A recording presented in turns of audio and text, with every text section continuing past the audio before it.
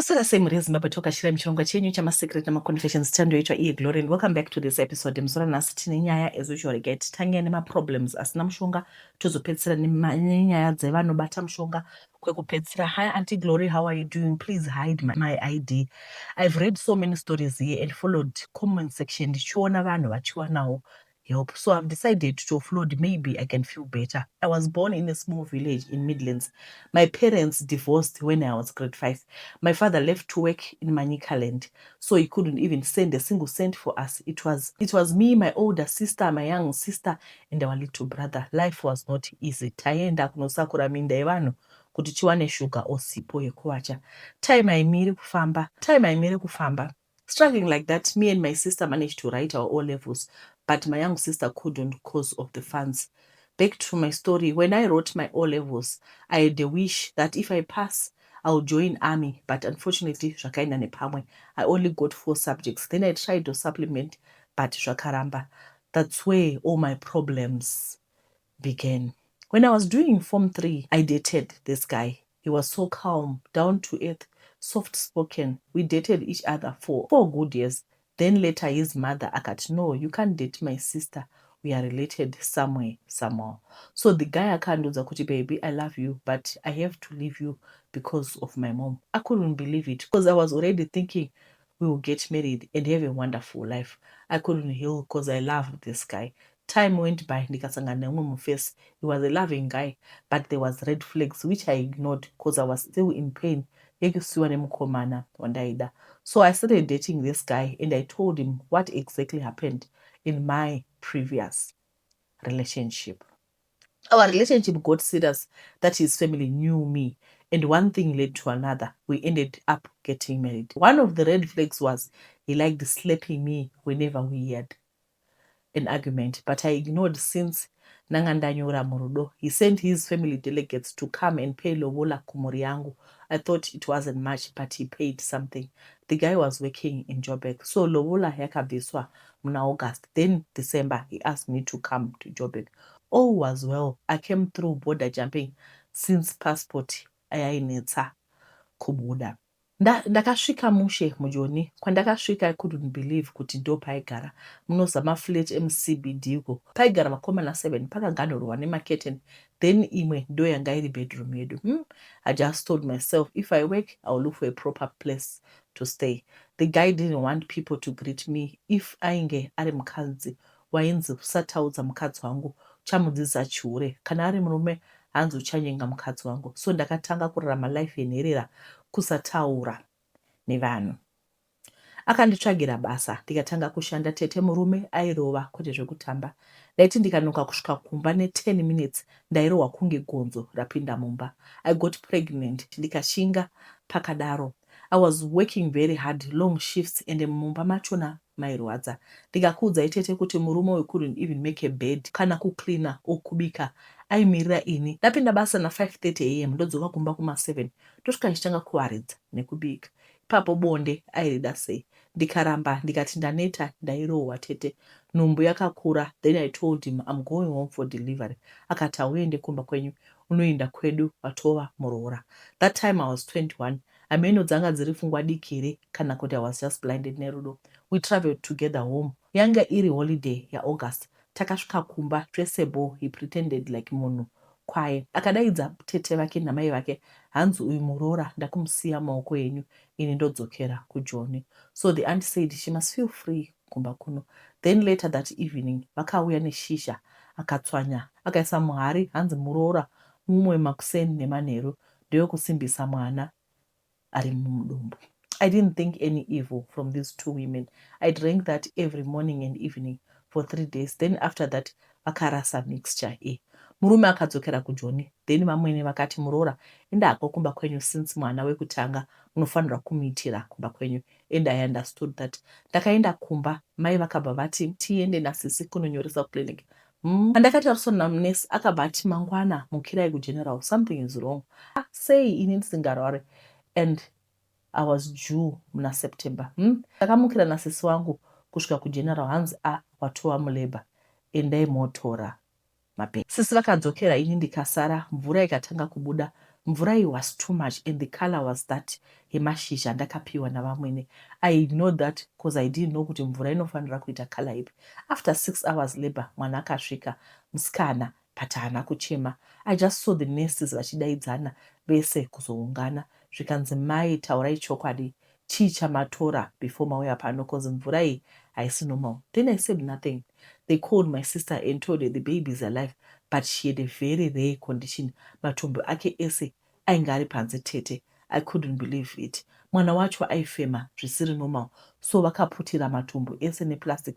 Then I was sent to Harare for operation. Mazuva aya maambulance ainetsa yakazosvika manheru tikaenda. Takasvika kugomo midnight, mwana akaendeswa kunoitwa operation. She was supposed to be operated kuma2. Iye akabva ashaika masikati. Tete ndakarwadziwa. Until now I haven't healed. The hospital decided to burn mwana uya since anga ari mudiki. So I called my husband ndichimuudza, munhu akavava, hanzi I want the body of my daughter to be buried home. Lucky enough my relatives akasvika and I told them what my husband was saying. Vakaramba vakati, we cannot take mwana kumusha, and if the hospital has ruled, let that be. Vatete ndakarwadziwa kubuda pagomo paya ndisina mwana. I went back home shame. My mother was there for me and praying for me. After a month I went back kuJoni. Ndakadzokera kubasa. Mumwe musi ndichibva kubasa, hanzi tell me why mwana akazvarwa muna August iye aifanirwa kuzvarwa muna September. Kosei nyaya yaperera parodhi. Haidi tokumbura zvemudzoke mutipedzisire nyaya iyi kuti chii chakazoitika. But this was an abusive relationship. Kwangoona waita murume anoti handidi kututaurira ningi, handidi kututaurira ningi, atova ma-red flags. As I was reading your story, I could feel some pain. Like there's so much pain in this relationship. I hope you are doing well, kwauri Heidi. Can you please write the story and continue kuti chii chakazoitika? Alright, regai tipinde munyaya inotevera. Makadii tete chitupavigai zvenyu pakanaka. Mugore ra2014 ndakawanirwa basa remumba kuChinhoi uko kwandakanosvika kuina baba namai vese vaiva mapurisa. Vaive nevana vakanga vatokura, asi munyaya yangu handisi kutaura nezvevana vepabasa. Ndakaita 5 months ndiri pabasa apa. Ndipo ndakasangana neumwe ainzi ihama yamaivepo, uyo akanga ari mupurisawo zvakare. Aiuya achisvikoona hama dzake. Shure mekuonana nekuramba achiuya pamba apa, takazotanga kufambidzana zvekuti hama dzake dzakaudzwa kuti ndawana musikana wandiri kuda kuroora. Iniwo dzangu dzakaziva kuti kwava nabamunini kuChinhoi. Mukugara pamba apa ndakabatwa rape nababa vepamba, mai varipo vakarara bedroom. Handina kana kuchema tete, havana kana kudzivirira, vakangoti kuchema chete ukufira mumaoko angu. Tete vakapedza mai vari mubedroom. Apa izvi zvakaitikira musitting room pasofa. Handina wandakaudza. Zvakaitika zvekechipiri tete, ndakaramba ndakanyarara. Later on mai nababa vakazotanga kunetsana kusvika mai vaita move on. Baba vakatanga kuteerera kumba kunonyengerera mudzimai wavo kusvika mudzimai abvuma ndokutanga kuzorara kumba kuya. The following morning tete ndakamuka semazuva ese. Baba ndokumukirawo musitting room, vanenge vachiti vakuona bhora kuma5 am, time dzangu dzekucleana. Sezvo vakanga vajaira kuti vaindiwisira pasofa vandivhara muromo, ndakabva ndatanga kupopota tete. Pavakangondibata handina kuziva kuti ndairasa. Vakabva vasimuka vakananga mubedroom umu. Handichaziva kuti vakaudza mukadzi wavo kuti kudii, asi pasina maseconds mukadzi akazouya achiti, wakuektera kam murume wangu, wakumuda ka, rongedza izvezvi uende. Tete kuti nditsanangure ndakatadza, ndakachema ndikarongedza bhegi rangu ndokubva kuChinhoi kwangu. Mukomana wangu tete hakuchamuudza chokwadi. Ndakamuudza kuti ndadzokera kuHarare. Mai vaya vakasara vakanoudza mukomana wayo kuti ndakanga ndakuita zvechipfambi, izvo zvinoita kuti nanhasi zvinditambudze. Ndakazvibvunza kuti mai ava vaiziva zvinoitwa nemurume wavo here? Sei vanyepera mukomana uyu? Vadii kumuudza chokwadi? Nyaya handina wandakaudza tete kusvika pari nhasi. Mukomana takabva tarasa communication kusvika 2022. Ndakazovhura account yeFacebook, apo ndokuchitanga kutaura. Akazoroora akatochata. Iniwo ndakatoroorwa ndakatochata tete, asi ndinorwadziwa kuti anonditi ndaiva ndisina kuvimbika kwaari. Idzo dziri nhema dzakataurwa namai vaya, ende anoratidza kubatikana kuti sei ndaimuitira utsinye hwakadaro. Ndikushaya kuti ndomuudza chokwadi here zvakaitika. Also ndakati ndabva kuChinhoi ndakafonerwa nomumwe mukomana aiva neighbor akandibvunza kuti sei usisiri pabasa. Ndikamuti ndakawana rimwe tete. Akaramba akati nhema dzako baba vaipotovaziva nekubata vasikana vobva vavadzinga. Zvinondibata tete kuti kona nhasi vachiri kungozviita. vachiti vakuru vemapurisa hapana zvavanoita. Ndichangoti kwauri Bigman waishandira paChemagamba Police, Mwari akuitire zvakanaka. Even kwauri waiziva chokwadi chaitwa nemurume wako, asi waivhara chokwadi. Mwari akuitire zvakanaka kwamuri. Ndaitya nguva iyoyo kuzvitaura ndiine 19 years, asi nhasi handichatye. Ufunge ndinozvitaura kuti nyika izive chokwadi. My employer, why do you abuse vanhu vamunoziva kuti vari powerless? Musikana uyu, she's just a vulnerable, she's a child, she's a 19-year-old musikana, she's a 19-year-old girl ari kukubatsirai basa momuabuse, but because you have power she has nowhere to go. Aiwa, nhasi vauya pano vapupura kuti ndizvo zvakavawira, vakabatiwa chibharo nababa kuChinhoyi. Alright, regai tipinde munyaya inotevera. Mosvairovi, ngatiregei kuva vanhu vanobatira vana vadiki vanenge vachitishandira. They are also human beings. Mwana umwe munhu wauri kuitira mwoyo wakaipa. And I expected kuti vanhu vemutemo they protect her. But it looks like vanhu vemutemo vanoabvisa mutemo because they have power in their hands. Zvakaoma. Alright, regai tipinde munyaya inotevera. Tete Makadi, mugore ra1987 amai vangu vairwara, vakaenda kunotinyoresa kuwelfare, vakazotakurwa vachiendeswa kuhospital. Saka ini ipapo ndainge ndiri mwana mudiki. Baba vakazouya vakatitora vakaita zvekutiba. Tete ndakararama upenyu hwairwadza. Takaenda kumusha kunogara nambuya amai vababa, dzimba dzikatsva, tikabva tikaendeswa kumba kwababa vedu. Ndo pakatanga kurwadza upenyu.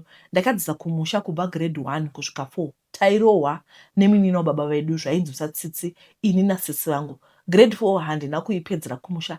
Ndaive ndava nedambudziko rekurwara nemusoro. Mushure mekunge panze pane mwana wamaiguru vangu andaidzidza naye musame class, tanga tiri same age.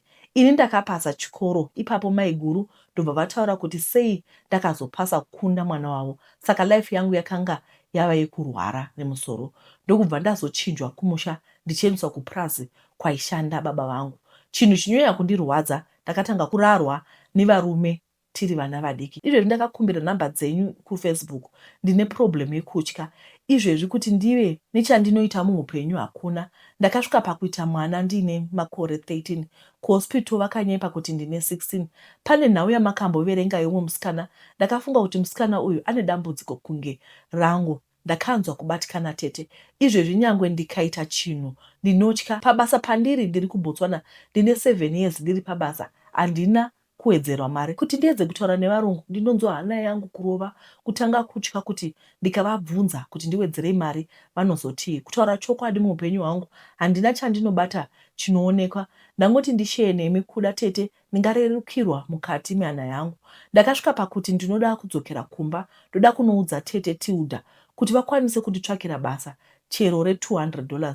Ndosvika pakutya. Tete Tilda vanoda kuti munhu auye palive asheye history yeupenyu hwake, asi ndikafunga kuti upenyu hwangu, family yangu yakakurisa. Ndinochema kuti dai baba vangu vakatisiya takachengetwa newelfare, pamwe ingadai upenyu hwangu huri parinane. Ndikapinda mumba handigari, kwandafamba ndinonzi uyai nemubereki wenyu. Izvezvi ndine 45 years, handina mwana. Uya wandakaita ndiri mwana mudiki akashaya ane 2 years 2 months. Baba vangu ndikavaudza kuti kwandafamba ndanzi ndiuye nemi, havadi kuzvinzwa. Zvinhu zvinondirwadza, ndingori nehembe chete, handina mwana, handina chandinacho. Izvezvi kune murume anoda kundiroora, asi tikafunga nhau yembereko tete ndinonzwa kudzamirwa. Ndinowana murume anenge achindida, asi ndikapinda marriage handigari. Sorry zveninye kuti nyaya yangu yarebesa nekuisa audio. Pane imwe story yandakambonzwa ini, ndinogara ndichiteerera nyaya dzenyu. Mukurarama uku tete munowanikwa zvinorema zvinorwadza. Ndakamboita street kid ndine nhumbu yemwana tete. Izvezvi handizivi pane guva ramai vangu nevana vamai vangu kuti varipi. Amai vangu vanga vakaroorwa kufirst marriage, vakabereka vana 5, vakazoroorwa nababa vangu vakabereka isu tiri 2 nasisi vangu. Asi vamwe vana 5 takazonzwa kuti 2 vakafa, 3 vapenyu, asi hatizivani. Kumusha kwamai vangu ndane 4 years kuziva. Mai nini mukadzi wababa vangu aitoramba kuenda kumusha kwamai vedu. Baba vangu takakura tichiudzwa kuti handizivi kumusha kwamai venyu, asi ndakazoenda kunobatsirwa nemumwe muprofita. Akasvikondibvunza kuti mai venyu varipi, ndikati handizivi. Akandipa munamato wekugeza 9 days. Ndo pakafona baba vangu vakati, gadzirirai tinokuratidzai kumusha kwamai venyu. Tete zvinondirwadza kuti handizivi pakarara mai vangu. Hama dzamai ndikadzibvunza vanongoti amai venyu vairwara nepfungwa vakatatarika. Chimwe chinondirwadza ndechekuti zita riri pabirth certificate pangu nderemunhu akatotinzwirawo tsitsi. Munin'ina wangu, mwana wemunin'ina wababa vangu, ndiye akazomira kuti tiwane birth certificate. Friend yake akatotaura nambuya vake, friend yangu yakatotaura nambuya vake kuti vatitorese mabirth. Chikoro handina kuenda nenyaya yekuti ndanga ndisina birth certificate nezvitupa nasisi vangu. Sisi vangu akasvika pakuda kurambwa nemurume zvichinzi handingagari nemukadzi asina birth certificate. Vana vangu unoda vazorarama upenyu hwamakararama. Tete, ndakanga ndiri wekurohwa day and night. Mari yandinotambira kuno ukaisa kuma-US iri 100 pa7 years.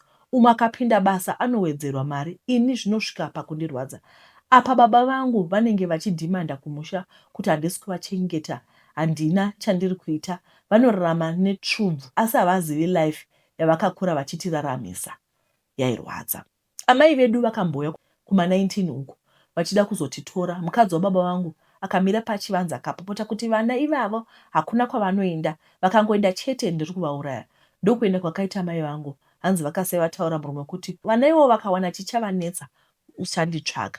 Izvozvi nanhasi ronda rakanyanya kukurisa tete ndiri kuti handizivi pana mai vangu. Ndakatora birth certificate ndikazokwanisa kutora passport, asi life kwainobva nekwainoenda haina direction. Mukadzi wababa vangu hatolidi. Sisi vangu ndo vaanoda. Ndiri mwana mudiki akasvika pakunditi bvunza baba wako kuti mai vako vakarambirwei, hauzi mwana wepano. Asi tete, mukaisa baba vangu apa, mukandiisa apa, hamubvunzi. Tete, kuda kushiya kwandaita nemi nyaya yangu pamwe ningarerukirwa, ningararama ndine peace mupfungwa dzangu. Izvezvi ndinorarama ndiri pamushongo weHIV through nekuda kurarwa nevarume ndiri mwana mudiki. Tete, zvino zvinondirwadza. Asi ndinongoti inga ndikaenda kukliniki ndinongoona vakazara vamwe ndongoti ndoupenyu handisi ndega. Kubva musi wandakanzwa nyaya iyoyo ndakati zviri nani ndimboshiyawo nemi kuda ndingasununguka mumwoyo. Thank you for sending me the audio. Maita zvakanaka. Ndokumbirawo kuti pamuchaona nyaya inoyi munditumire message. Ndoda kuti ndikutsvakirei vanhu vachakubatsirai nekuti makararama upenyu unorwadza kubva muri mwana mudiki, nekuti mashiya nyaya yekuti makaabhusiwa kusvika maita nhumbu muine 13 years. At this time you are 45 and you are scared even to stand for yourself. Like you said, kuti hamugoni kumira kuti muti by the way 7 years ndichingotambirawo $100. Apa zvinhu zvichikwira zvichingogara zvichikwira zvichienda mudenga. Maprice anokwira. Handiti zvinhu zvoramba zvichikwira asi hamugoni kutaura because you fear. Vazhinji vedu panapa takaabhuswa tichikura zvekuti kutaura kuti aiwa kana kuzvimiririra zvinhu zvinonetsa. Learning to be assertive is something chinhu chekuti unodzidziswa. Ndakanga ndichitoshamisika nezuro mwana wangu ndakatenga ma-dried fruits. Ndiri kupa example iyi kuti muone difference iri patiri nevana vedu. Ndakatenga ma-dried fruits ndobva ndaisa mu-lunch box. Akati achidzoka kuchikoro akati don't ever put those dried fruits again. Musikana we ane 4 years. Akati don't ever put those dried foods again in my lunch box. They are yucky. Nhasi makusenda ndanga ndichifunga kuti iyi generation inogona kutongomuka kuti zvamunoita zvandizvifarire. Of which isusu takakura tichivhundutsirwa. There was so much aggression. Ukada kutaura unorohwa, ukada kudii unorohwa. Zvamunotaura kuti makarohwa kubva muri mwana mudiki kusvika muchingorohwa. Ukagona kuchikoro konzi wagonerei wakundirei mwana wangu namai guru. Saka ndokumbira kuti haiti munditumire message, we need you to start counseling. Like serious counseling. Zvakaitika kumasure so that you can start healing. Handiti ndokumbira kuti munditumire message tione kuti toita sei. Handitika alright. Regai tipinde munyaya inotevera. This is very sad. Tete makadi ndine chikumbiro ndibatsirewo nevedare nemi. Chitupa vigai ndiri mukadzi anogara kuCape Town.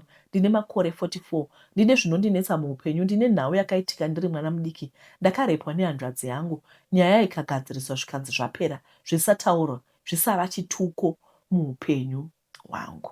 Asi chakaramba chiri chituko nemadzikoma angu andakaberekwa nawo nekuti ndini gotwe mumba. Takabarwa tiri 4 vasikana, 2 vakomana. Akandirepa wacho akafa. Chinorwadza vasara vacho kunze kwokuti vamirewo neni ndivo vanondituka. Ndo vanoti chero ndikawana munhu wandoti ndifambidzane naye muupenyu ndikaita shamwari yechikadzi vanondishoropodza vachitaura mashoko akaipa. Havana chavanoda kuti ndiite chinooneka.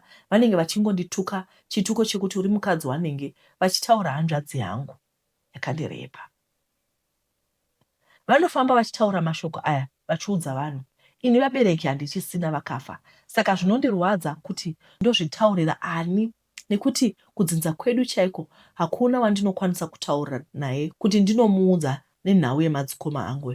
Ndikada kutaura nyaya zvinonzi anonyepa, vanobva vatotaura zvakaipa nezvandisingaiti. Ndikurarama nevatorwa vakuita kunge hama dzangu. Saka vedare navatete ndokumbirawo kuti mundudzo ndoitawo sei. Ndasvika pakutaura nyaya iyi, mereji yangu yekutanga yakaparara, yechipiri yakapera mushure memukadzi wanzvadzi yangu wacho anofamba achitaura pamusoro pekubata kwandakaitwa. Ndakamuona akarara nemurume wangu ndichibva kubasa night shift. Ndakati pamwe vachamira neni, asi havana, vakangoramba vachindishoropodza, vakatosapotwa zvakaitwa nemukwasha, asi hanzvadzi yangu yakabva yaramba mukadzi. Ndinonzwa kurwadziwa vatete nevedare, handizivi kuti ndodii. Ndikawanawo munhu anoda kundiroora o anoda kufambidzana neni, achida kuziva mhuri yandakabarwa, vanotanga kushoropodza o vanoramba kuti ndinosvika naye kumba vaonewo hama dzangu. Idzo hama dzangu dzacho dzekwamai o dzekwababa nenhau yemukoma wangu nasisi vangu, zvavanotaura mashoko akaipa ekuti ndiri pambi. Hapana anondida. Ndinorarama upenyu hunorwadza. Chanditi sandiuye pano padare renyu, ndinonzwa vamwe vachitaurawo, ndinonzwa kurwadziwa nekubatikana. Ndaonawo munhu wandiri kufambidzana naye wechikuru.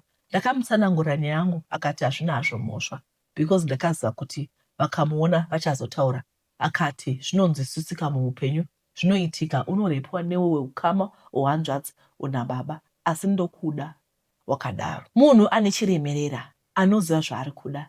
Ndakumbira sisi vangu ndikati ndokumbirawo tiuye kumba kwenyu muzoona bamunini. Vakati gorokoto munin'ina unouya. Mushure mekunge ndakuvafondera vachiti ndoda kutenga matiketi tiende tinoona pavanogara munzvimbo yeJoburg. Vakabva vadzima foni. Hanzvadzi yangu iri kuno munzvimbo yandinogara. Ndakaikumbira ndikati kwaita mukwasha anoda kuonai today, kungouya zve10 minutes todzokera. Vakati ndichakuzivisa. Ndobva zvazonzi aiwa takundikana, tinenge tisipo pamba.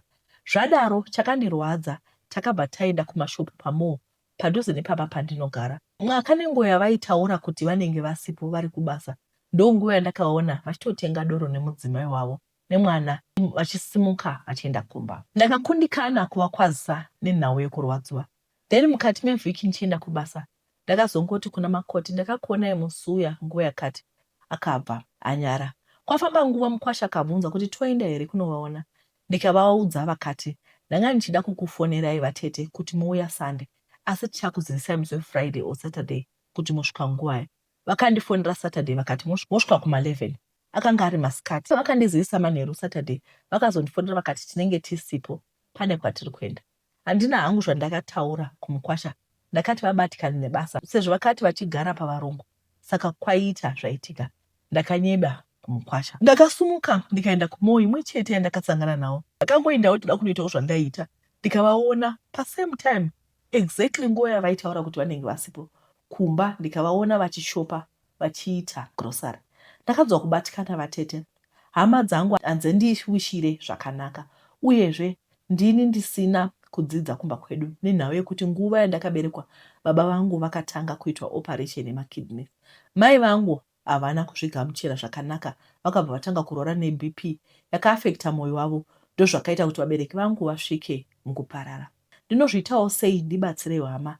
Ndatukwa ndikasekwa nenyika nevanhu vandakabarwa navo, havana chavanondiitira chakanaka. Ndodii ndibatsireiwo? Izvezvi hanzvadzi yangu ikandiona inochinja nzira, anotiza. Ndanga ndakanga makutaura kuti hanzvadzi yangu iri kuno yakatombouya kumurungu wangu ikati munomboziva here sisi vangu vanorara nevarume vakawanda. Murungu wangu akahaya private investigator ndisingazivi, achinditevera ndabva kubasa kwandaigara, vachiti vanoda kundisungisa ndisingazivi. Murungu wangu ndopaakandishedza akati unoziva here kuti bhudhi vako vakauya vakandiudza kuti iwe after basa unohura ende ukupawo mwana navarume ende mwana achiri mudiki, vakamunzwira tsitsi. After taita ma-investigations, tanga tatoseta nemakamera pamba paunogara, tikakumbira maneighbors, tikapinda, tikati nyaya ndeiyi, tikati musamuudza, akatibvumira. Sore hako, takatuma ma-private investigator, vachikutevera as proof yaitaura nehanzvadzi yako. Hapana chatakawana. Ndakazoudzwa nemurungu after 5 months, ndisingazivi kuti ndine mapurisa ari kunditevera. Akazoti kumurungu wangu, musapota muchimupa salary, mutipe isusu timuitira budget. Ndakakundikana kubvunza mwana baba wangu kuti ndakakutadzirei nekuti vabereki pavaiva vapenyu ini wacho ndisina kuenda kuchikoro ndini ndaitochengeta mai nababa, saka chandovatadzira ndinochishaya. Vana vangu vaita trauma, vairohwa. I had to pay a lot of money.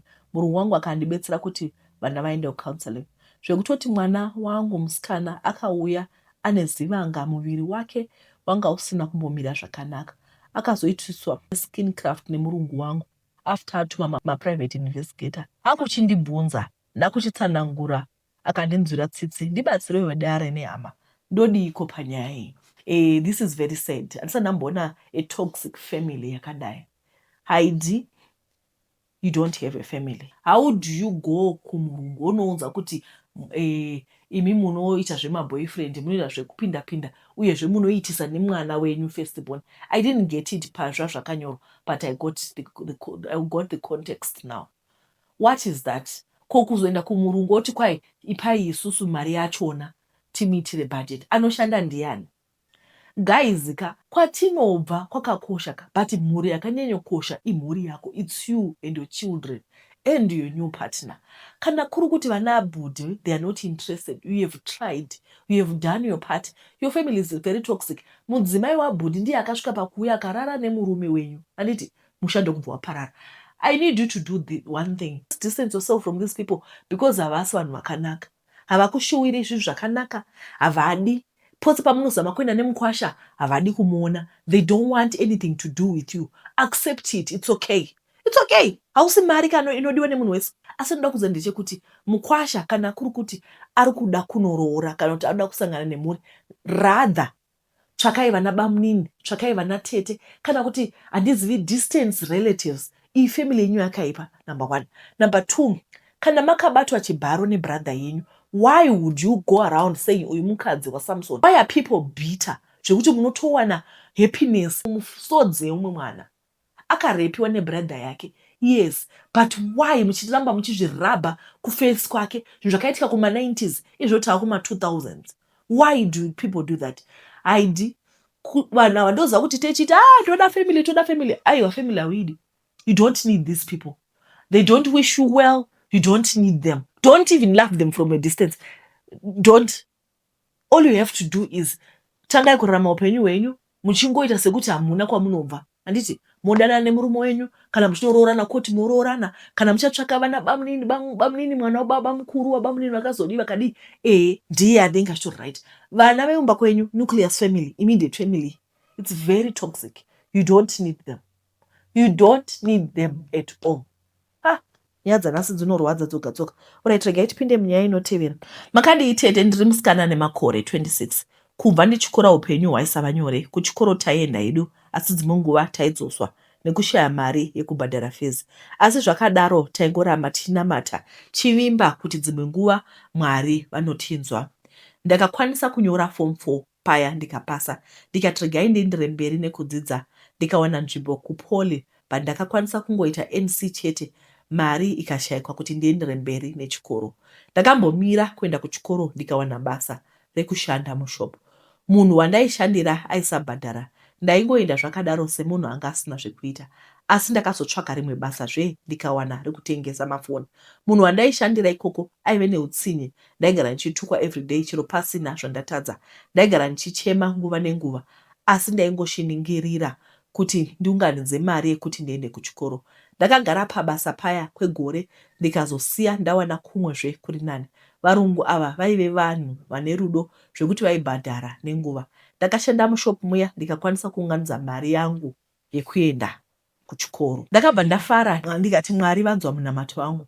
Chero vabereki vangu vakafara nazvo kuti ndakuendawo kunoita course. Ndakatsvaka nzvimbo pane imwe teachers college, so ndikabva ndaiwana. Ndakabva ndatanga kuenda kuchikoro paya. Zvinhu zvaifamba zvakanaka. Ndaiwana mari yezvese zvandaida, be it mari yekukwira kuenda kuchikoro, mari yemaassignment, even yelunch ndaiwana. Ndikabva ndati umwe musi ndiri kulecture ndikabva ndatanga kurwara. Ndakatanga kuita kunge munhu ari kuzarirwa ndichitadza kufema. Ndikabva ndaburutswa panze pairova mhepo. Pandakati ndichifamba kuti ndiende panze ndikabva ndadonha. Zvakazoitika mberi handizivi. Ndakazomuka ndava kuchipatara ndava paoxygen. Ndikatoshamisika kuti ndasvika sei kuno. madoctors akauya zvikanzi ndine asthma, ndiyo yanga ichiita kuti ndinzwe kuzarirwa. Chinondishamisa ndechekuti kubva ndiri mwana ndaisava nayo asthma. Ndakazongoibatwa izvezvi ndakura, zvakandinetsa kugamuchira. Ndikabva ndabuda muchipatara ndikaendeswa kumba, ndaitadza kana kufamba ndichipera simba mumakumbo. Ndakaita about a week ndisingaendi kuchikoro nekuti ndainzwa kuti muviri wangu hausi kuita zvakanaka. Ndaitotadza kana kubata peni kuti ndinyore manotsi andaitumirwa nevamwe vangu vaiva kuchikoro. Ndikabva ndatumwa musi pandakamuka ndiri nani ndikati regai ndiende kuchikoro. Ndakatokwira kombi zvakanaka, ndikatosvika kuchikoro zvese zvaiva mbo. Ndakabva ndati ndagara ndikatanga kunzwa kuzarirwa. Ndikabuda panze ndikadonha, ndikabva ndadzoserwa kumba. Amai vangu vakandiendesa kuchipatara, ndikabva ndanyorwa kuti nditunge 2 mainhela pamusoro peimwe 1 yandanga ndapiwa. Ndikaona kuti inga zvakaoma, life yangu ichazove shuwa, ndongogara ndichirwara, vanhu vanozonditarisa vachindiona sechinhu. Ndakabva ndadzokera kumba chibva kuchipatara, vanhu vekuchechi vaiuya vachinamata, shamwari dzichiuya kuzondiona. Ndakaita 3 weeks ndisingaiti zvakanaka, muviri uchirwadza. Ndaiti ndikada kurara ndonzwa kuzarirwa, ndopinda paataki. Kuenda kuchechi ndaisaenda nekuda kweutano hwangu husina kuita zvakanaka. Ndakasvika time yekuti ndaitadza kunamata, ndichinzwa kushaya simba, ndichinzwa kuneta. Neniwo zvaindinetsa kuti ndiri munhu anonamata, chero ndichibuda pamba ndisati ndarara. I pray because I believe God first in everything. Ndaiti ndikangoenda kuchikoro chete ndaingodonha. This was my everyday routine. Vanhu vanga vakuneta neni kuchikoro, vakati ndimboita wiki ndisingauyi kuita kuti ndinyatsorecover. Pandakanga ndakunzwa zviri nani kuti ndidzokere kuchikoro, zvakanga zvesaiti ndanga ndasarira pazvidzidzo. Vamwe vanga vatopiwa magroups ekuita mapresentation, vakatosubmita maassignment avo indanga ndisina. Ndikabva ndatomira kuenda kuchikoro, ndikaona kuti ndadzokerazve kumashure. Ndinogara ndichibvunza kuti problem iyi yekudonha yakatanga sei, uye nezvichiitika pane vanhu vakawanda kuita kunge zvinoda kundinyadzise, ndishaye kana mukomana kana norora, nekuti hapana munhu anoda kugara nemunhu akadai. Ndikazvifunga ndinochema kuti zvichazopera zvadii, asi handimiri kunamata nekuti Mwari vanoziva zvakandinakira. Kana nguva yakwana zvese zvichapfuura. Kuchikoro ndichatoenda ndigopedza zvakanaka pasina zvekurwara kana kudonha. Ndine faith muna Mwari vandinonamata. Nyaya yakatumirwa naHaidi. Haidi looks like this thing happens in the family. The entire family, it happens. Saka unotoona kuti there is something that is spiritual in as much as the asthma takaiona, but asthma yacho inongotanga kana kuchikoro. Ende futi zviri kuitika ndezvekuti she's not the only one anoita zvekudonha. Zvinhu zvose zvinongoitika kana wangotanga kuda kuenda kuchikoro, kana wangoda kutanga kuupgrade upenyu hwako, unotanga kungodonha. Asthma yacho inongouya kana wakuda kuenda kuchikoro, wakuda kuupgrade. Paunenge uri kumba usina zvauri kuita nelife yako, aiwa asthma yacho haiuyi. So I just pray kuti will go well. Like she said, she's a woman of faith. Tinotenda nefaith yayo Haidi. Tete makadii please Haidi. Ndiri patight vatete pashinyas. Chakaita kupinde pashinyas inayo yeumwe mukomana ataimbe tashanda naye kumakombi uko. Tizembera madho, tichikolekta mari dzevanhu vanenge vachifamba. Pachikuru vatete ndiri kuti ndaiva conductor wemakombi anochovha mumasendiraini imomo.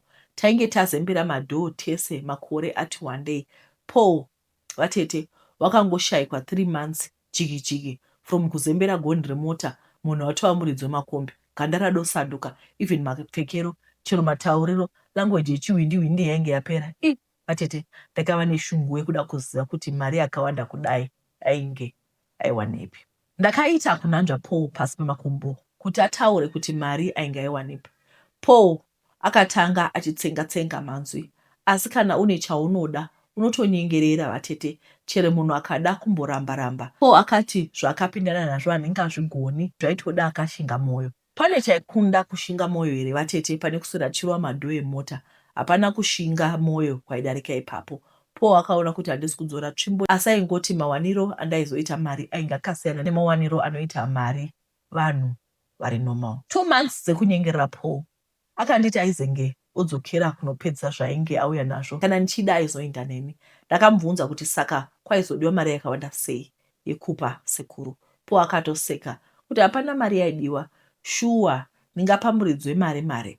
Aiti kwataienda ndiye muridzi wemari, chaingodiwa waiva mutumbi wangu chete. Mutumbi ipapo vatete ndipo pandakabhaiza big time, nekuti hapana chemahara pasi pezuva. Ndaizozviona pamberi kuti kwandaiti kungwara kwaisaungwara, asi ndainge ndazviisa pamoto pandaizotsva ndega. Kuzviisa mungango pandaizokangiwa senzungu. Vatete n'anga iyi yaiva kuchirundu, so mukoma Paul akarova mota akandisatya pamusoro pefuel kana tollgate aizosvikavha. Mota yakarohwa yakananga kuchirundu, taisangana nemagonyeti type netype murodhi. N'anga yatainga yaiva mukati mumisha. Taakusvika mukoma Paul akanditi n'anga iyi yairapa zvakasiyana-siyana. Akaudza Paul kuti ndaisarwara zvekuda kurapwa. Akanditi iko kushaya mari nditambura chaidova chirwere, saka chaida kuti ndirapike. Akanditi nditeerere zvese zvandaizoudzwa nasekuru, hapana chaimbotyisa. Iniwo hapana chakaipa ndagai tigozvionera pamino sefodya. Mukoma Paul vakanditi nyaya idzi dzaisada mushandira pamwe, asi munhu aifanira kuita dunga munhu. Umwe neumwe aifanira kuzvimirira woga. Taizosangana pakudzoka. Kubva kumaonero andakaita situation, Paul airatidza kuti zvepamushapa aizviziva uye ainge azvijaira. Akapinda akabuda akati aizondimirira panze tozobaya tese. Mukana wangu kuti ndipinde wakasvika, asi vatete ndichisvika pamba apa ndaingosvera kuti ndipo panganzi pamusha pemunhu anopa upfumi papa. Vatete gii, pamusha apa paiva pakaita matengu mutinya mutariko wemadhende. Denga vatetere pahozi raiva rakatomheya, raida kutodonha zvaro. Pane chaive chakaminama. Ndichiti pindikiti mumba masekuru vainzi varidzi vekeshi. Zvandakaona zvakandirovesa nehana. Vatete n'anga yainge ikapoteredzwa nezvinhu zvinonanaira, zvipuka zvandisingazivi zita razvo, zvakaita kuzara muviri kuti dha. Ndainge ndabva ndichimwira zveboys, unongozivawo, asi vatete ipapo ndakaita soba kunzwa doro rose richitiza kusara ndava henyu. Zvandakaona zvakandityisa. Ipapo ndakabva ndaziva kuti hakuna chakanakira chimwe. Ndaive ndakaura. Ndakati ndisimuke ndikanzwa gara pasi zvako musukuru. Ndakagara pasi chop. Ndakadzi hapana anotsika pamuzinda wangu anobva akadaro. Hapana akaonoenda gara pasi. Zviya zvekuti ndiri windi, ndine ndaro. Ndakabva ndati hlo. Vatete n'anga yakatanga kutaura nechirudzi chandaizonzwisisa. Majuru aiva pasi akatanga kufamba zvandisingazwisisi. N'anga iya yakabva yati makorokoto muzukuru waita rombo rakanaka, wasarudziwa nejuru. Kurusarudzwa nemajuru kuti adii, kuti zvidini chimashandisei. Sekuru vakanditi vazukuru vavo vose havashari chichavapa mari, asi chinomupa mari ndicho chinomushara. Sekuru vakati ndikurure hembe dzose ndisare ndakati burunyunyu. Vatete ndakatevedzera, asi kukurura hembe wakatariswa nomumwe murume zvinoti netsei. Ndaingoti dai ndikasabatwa chibharo. Sekuru vakanditi ndigare pasi. Vatete juru rakauya rikanditi ng'a panhengo yangu. Chizve chainge choitika. Ndakanzwa pain kusvika kugotsi, kana uchirwadziwa pachigumwe kuzoti panhengo yakavandikana. Juru parakapedza ndakashaya kuti raindepi, kuti ndibvunze zvaisabvunzika. Ndaiva ndichiri mushoko. Sekuru vakanditi ndaiva ndanaka ndichienda zvangu, zvimwe ndaizonozvionera mberi. Munzira yose ndaive ndakati mwii vatete. Ndaida kumubvunza kuti aingarumusa here nejuru sezvandainge ndaitwa. Vatete mashoko aya aingopera pamukova werurimi aisabuda mumuromo. Iyewo Paul vatete wainge wakanyarara kuti zii, kuti ndizive kuti waiziva zvandainge ndaitwa zvaisabvunzika. Vatete ndakati ndadzokera kumba, mumba mandaivata makangotuta kachuru chandisingazivi kuti chabvepi. Kakachuru kaikura everyday. Pachuru vatete paimuka pane mari. Ndaitora zvekuti ndakakasira kutanga kuwana. Ndikatosiya zvekunetsanawo nevabereki vatete pamakombe, ndikatanga kuitawo mari dzangu. Asi ndakati kudzokera kutransport business handidi. Ndaiziva chitsotsi chose chemari dzinenge dzichinzi mari dzemusana. Ndakatanga kutenga mastendi ndichiisa muzita rangu. Zvose zvanga zvakanaka, asi ndaita dambudziko mukati muupenyu hwangu. Pane chokwadi chandanga ndisati ndataura. Churu chemari chinoti chikatuta chinozviputsa choga. Pachinopera panobuda zijuri zihombe. Kuda ndiro rinonzi kwinire, rosviko nditi ng'a panhengo yangu. Vatete zvinotorwadza chaiko. Kana rapedza handizooni kuti rinoenda nepi vatete. Kana zvadaro churu chochitanga kututa chichindipa mari. Ndava kunzvera nyaya ndinova sekuti juru rakandipedza simba rose. Juru rakandipedza kuva murume kwangu. Ndakambopinza Georgina mumba mangu, nhengo yangu ikati wanga waronga nani zvose izvi. Ndiye fototo.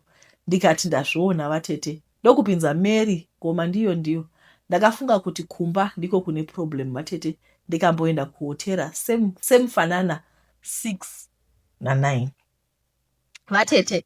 Dambudziko riripo nderekuti chero ndikatiza pamba ndikashanya, pandinodzoka rinondirumira hutsinye kuita senge riri kupfidzisa kuti wambenge waindepi vatete.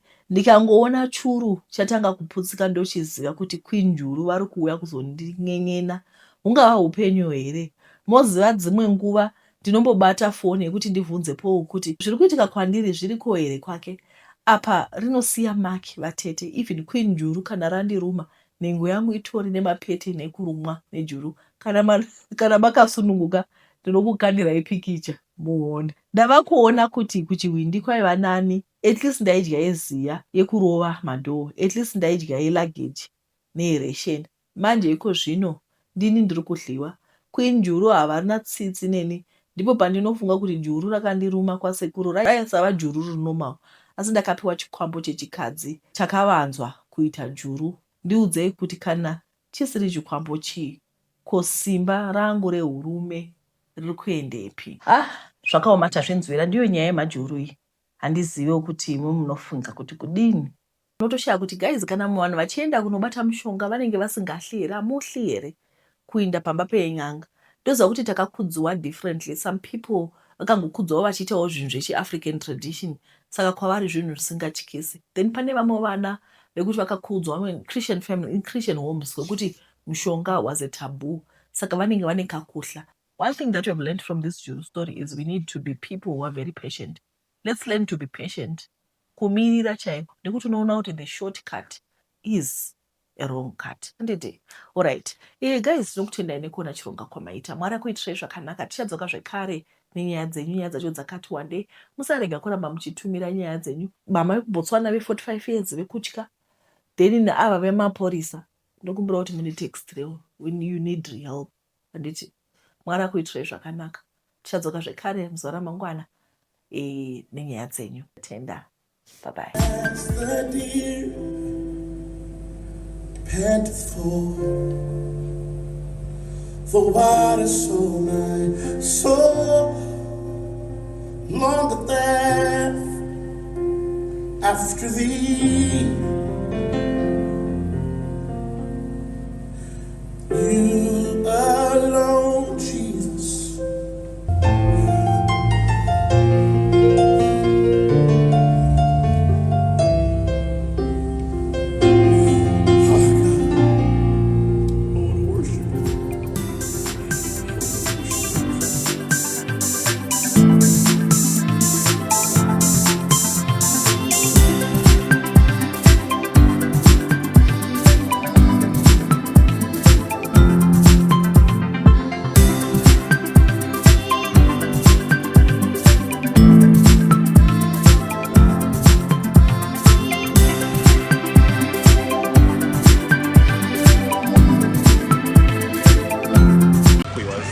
Running his own brand, clothing brand, so it's really amazing and inspiring. As Diaspora Insurance, like we always say, we are always there to support our clients and to make sure that when they've got problems, it's our problem too. We share the problem, we share the pain, and we want to always support our clients with a cash cover. That's what we have always said. You can't go wrong with a cash cover. Like Tawanda, the family decided that he is going to be laid to rest here in London, so he's been laid to rest in London. If they'd chosen to go to Zimbabwe or wherever, they would use the same policy. That's the flexibility you achieve with a cash cover. It's a policy designed to meet the needs of a transnational citizen, and wherever you are in the world, it's a worldwide cover. So as Diaspora Insurance, we are always going to be there for our clients and we'll go the extra mile. It's a very cold day today, but to us, that's nothing. We are here to support the family. Thank you. On behalf of the family, I would like to really thank the Diaspora Insurance team for all the support and love. My name is Cynthia and I am auntie, my nini to Tawanda. And it really meant a lot to have people that just come alongside us as a family and support us.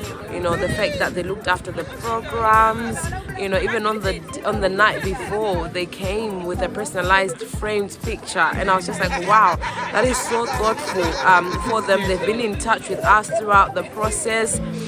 They even helped us even soon after they found out what had happened to my nephew Tawanda.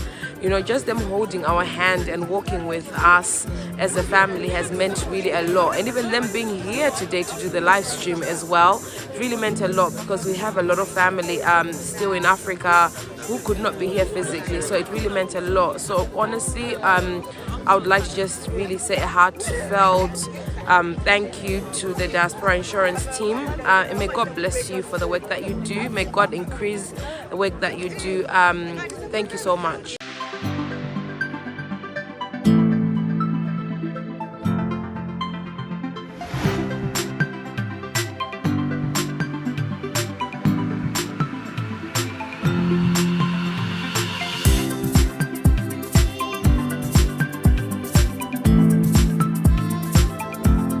Diaspora Insurance, peace of mind guaranteed.